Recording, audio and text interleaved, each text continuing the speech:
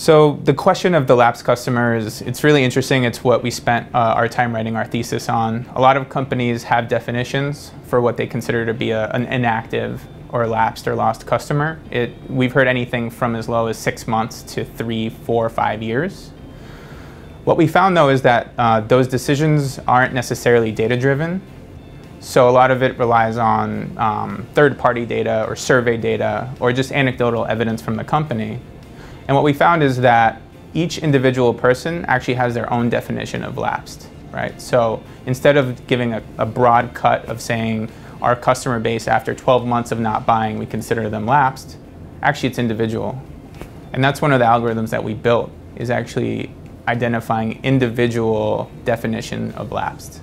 The reality is a lot of companies, after they consider someone lapsed, they won't really put many resources towards bringing them back, right? So maybe they'll send an email once in a while, but generally they consider them lost customers. So what we're doing is actually creating a lot of incremental revenue for the companies, because instead of going out and spending all their budget on acquiring new customers, they're going after people that have already had an experience with that company, whether they use the service or bought the product.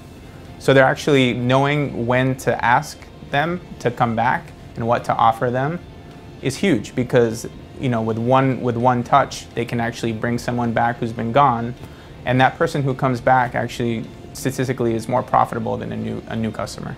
Lapsed customers actually have a lot more data than new customers, right? Because a new customer is still a prospect. It's still somebody that hasn't interacted with your specific company yet. What's amazing about lapsed customers is they've already had that experience, right? It's almost like an elevated version of retargeting. It's not that just somebody visited your website, they bought, and you can see all the actions associated with that. And that's the basis for our algorithms, and that's why they're so powerful.